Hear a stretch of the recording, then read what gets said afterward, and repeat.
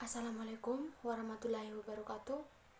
Perkenalkan, nama lengkap saya Ermenilda Sutarni Tihing, NIM 2019 510023. Di sini saya akan menjelaskan materi tentang wujud zat, teori kinetik gas dan larutan. Yang pertama, di sini saya akan menjelaskan materi tentang wujud zat, di mana kita harus mengerti dulu apa itu pengertian dari zat. Zat atau materi adalah sesuatu yang menempati ruang dan memiliki massa. Menempati ruang berarti benda dapat ditempatkan dalam suatu ruang atau wadah tertentu, sedangkan massa benda dapat diukur baik dengan menggunakan perkiraan ataupun dengan menggunakan alat ukur seperti neraca.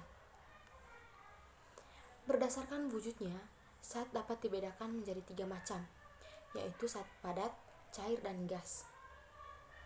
Masing-masing wujud zat mempunyai ciri khusus, baik dilihat dari bentuk fisiknya maupun partikel-partikel penyusunnya. Yang pertama di sini adalah zat gas. Ciri-cirinya: 1. Letak molekulnya sangat berjauhan. Terus yang kedua, jarak antar molekulnya sangat jauh bila dibandingkan dengan molekul itu sendiri. Yang ketiga, molekul penyusunnya bergerak sangat bebas. Yang keempat, gaya tarik-menarik antar molekul hampir tidak ada.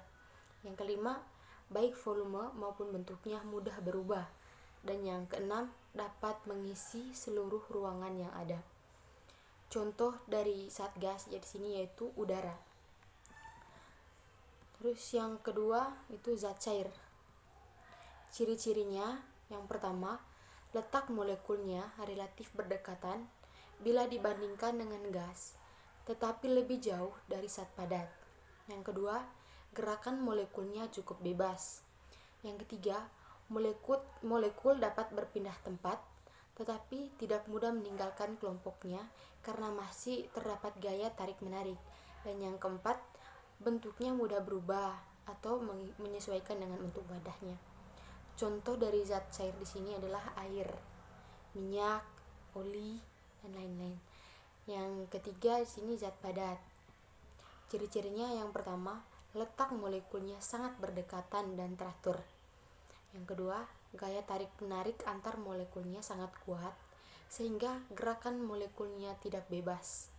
Yang ketiga, gerakan molekulnya terbatas, yaitu hanya bergerak dan berputar di tempat saja. Yang keempat, molekul-molekulnya dipisahkan sehingga membuat bentuknya selalu tetap dan tidak berubah. Contoh dari zat padat di sini adalah kayu, besi, batu, dan masih banyak lagi yang lain. Terus materi yang kedua adalah teori kinetik gas. Teori kinetik gas adalah konsep yang mempelajari sifat-sifat gas berdasarkan kelakuan partikel atau molekul penyusun gas yang bergerak acak.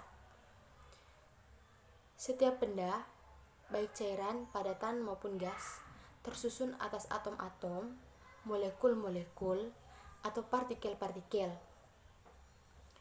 Yang terakhir adalah materi tentang larutan. Larutan adalah campuran yang bersifat homogen antar molekul, atom ataupun ion dari 2 zat atau lebih disebut campuran karena susunannya atau komposisinya itu dapat berubah. Disebut homogen karena susunannya begitu seragam sehingga tidak dapat diamati adanya bagian-bagian yang berlainan. Larutan merupakan campuran yang terdiri dari 2 atau lebih zat. Zat yang jumlahnya lebih sedikit yang ada di dalam larutan itu disebut solut atau terlarut, sedangkan zat yang memiliki jumlah yang lebih banyak dibandingkan dengan zat-zat lain dalam larutan itu disebut dengan solvent atau pelarut. Demikian penjelasan dari saya. Sekian dan terima kasih.